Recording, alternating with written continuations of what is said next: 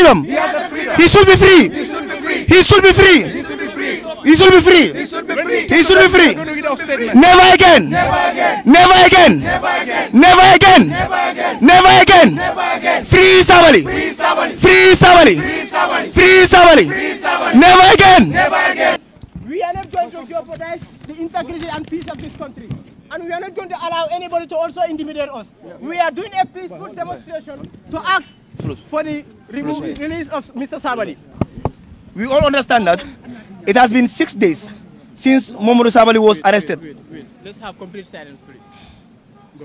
It has been 6 days since Momodou Sabally has been arrested and detained by the police. The mandatory 72 hours as provided by the Constitution expired on Saturday at about 4 p.m. Up to date, Sabally have not been charged with any offense whatsoever. The police and the Attorney General Chambers corrected and made an application to the High Court for Sabally's continuous detention until January 5th, 2023, by which time he could have been detained for 16 days. The supreme law of our land expressly states that you cannot hold anybody beyond 72 hours without taking them to court. The police and the AG Chambers knows they do not have a case against Sabally. However, they intend to restrict his constitutional fundamental rights and freedoms. So they filed a bogus expired application to prolong his detention. Sadly, the malicious, convictive and political motivated application was granted by the High Court. The Constitution vested the same High Court the power to protect citizens from infringement of their constitutionally guaranteed fundamental rights and freedoms. In Sabally's case, it is evident that the state institutions give the constitutional mandate to protect and ensure fundamental rights and freedom are the perpetrators, using the law to violate his rights and freedom. We know that the police and the AG Chambers want to charge Sabally with treason on Tuesday. Gambians, both here and in the diaspora, know that his statements are not treasonous.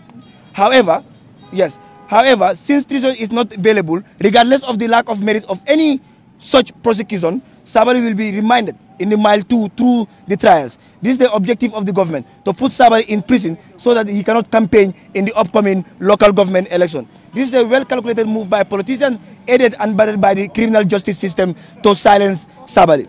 The question is, how is this any different from the way Jammeh weaponized the law and used the justice system institution to target political opponents? We are witnessing a emergence of abuse of power by the state against its own citizens. Criticizing government is a democracy, it's not a crime. We demand Sabally's immediate unconditional release and end to his political prosecution. This attack on Sabally is a betrayal of the ultimate sacrifice, like of Solo Sandeng, made in 2016 to remove this country from the jaws of dictatorship. Sabally is innocent and Sabally should be free. Free Sabally! Free Sabally! Free Sabally! Free Sabally! Free Sabally! Free Sabally! Free Sabally! Free Sabally! Free Sabally! Free Sabally! Free Sabally! Free Sabally! Free Sabally! Protect our rights! Protect our rights! Protect our rights! Free Sabally! Free Sabally! Free Sabally! Free Sabally! Free Sabally! Free Sabally! He's not a criminal! Free Sabally! Free Sabally! Free Sabally! Free Sabally! Criminal! He's not a criminal! He's not a criminal! He's not a criminal! He has a right! Free Sabally! Free Sabally! Free Sabally! He has a right!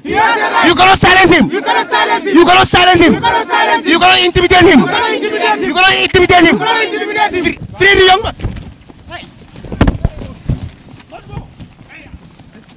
Hey, come back! Come back! Come back, eh? Wait, attack ya Burundika.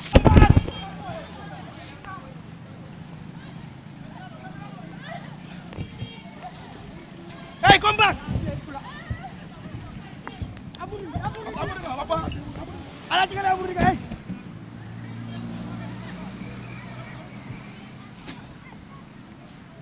Hey, hey! Yeah.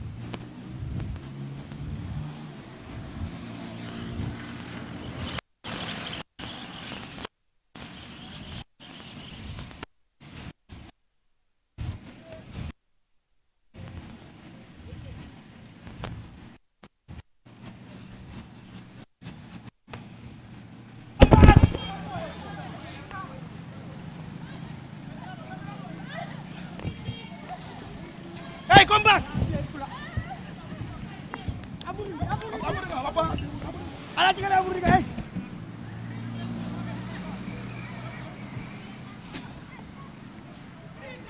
hey.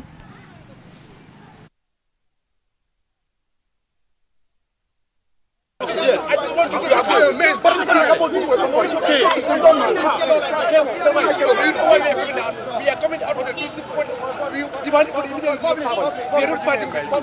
Tell your men to keep their hands. They will not touch you. Yes, they will not touch you. I'm going to please. Let's go.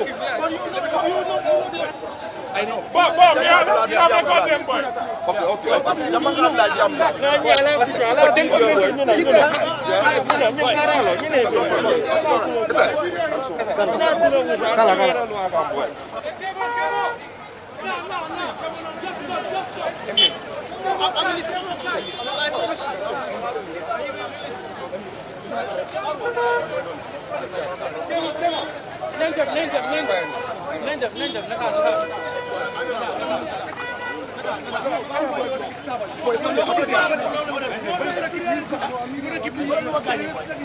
Let's move.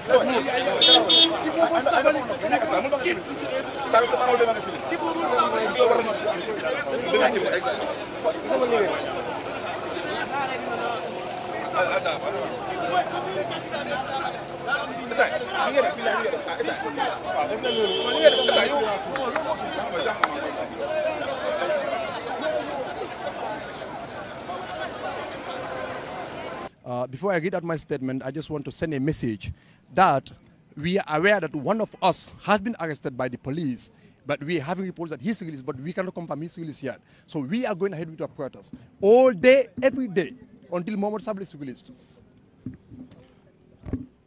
It is 6 days since Momodou Sabally was arrested and detained by the police.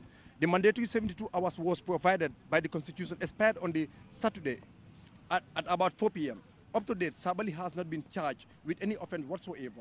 The police and the Attorney General's chamber colluded and made an application to the High Court for Sabally's continued detention until January 5th, 2023, by which time he would have been in detention for 16 days. The supreme law of our land especially states that you cannot hold anybody beyond 72 hours without taking them to court. The police and the Attorney General's chamber know that they do not have any case against Sabally. However, they intend to restrict his constitutional fundamental human rights and freedoms so that they file a bogus ex parte application to prolong his detention. Sabally, sadly, this malicious, vindictive, and politically motivated application was granted by the High Court. The Constitution vests the same High Court the power to protect citizens from infringement of their constitutional guaranteed fundamental human rights and freedoms. In Sabally's case, it is evident that the state institutions given the constitutional mandate to protect and enforce fundamental rights and freedom are the perpetrators using the law to violate his rights and freedom. We know that the police and AG chambers want to charge Sabally with treason on Tuesday. Gambians, both here and diaspora, know that his statements are not treasonous. However, since treason is not bailable, regardless of the lack of merit of any such prosecution, Sabally will be remanded in mile 2 throughout the trial.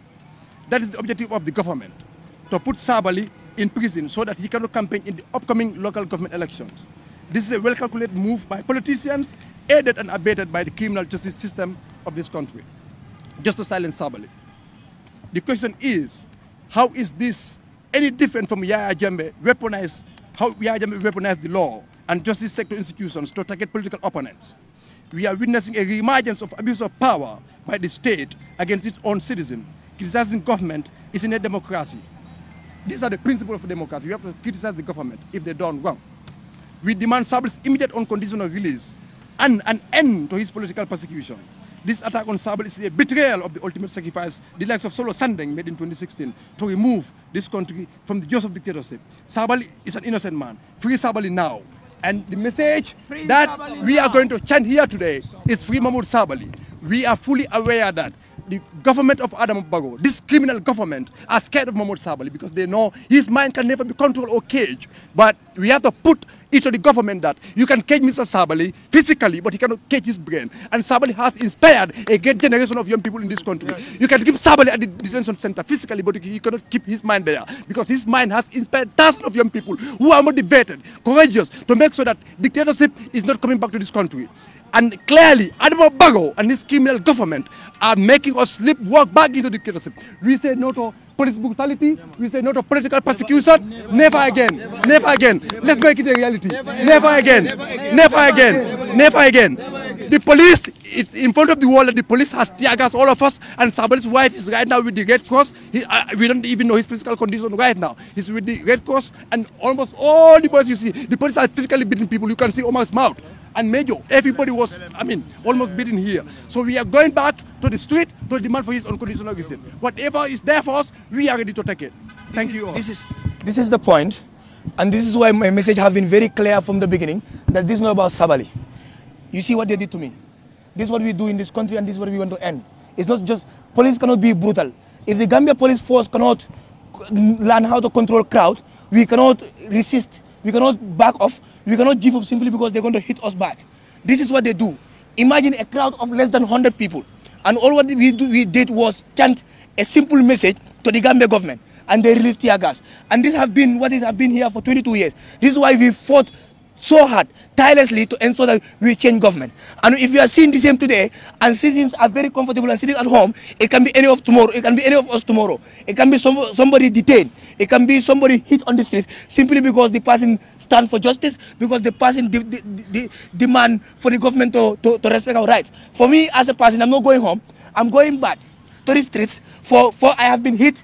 For police have been brutalizing people in this country for far too long, and we're going to let it happen. This is not the new Gambia we wanted. This is never the Gambia we have fought for. We stood by everybody in this country and fought to ensure that 2016 a change comes. And if the change remains the same, if the status quo remains the same, if the situation remains the same, and citizens think eating breakfast and lunch in their houses is what will change this country, we are joking. We are going back to the streets.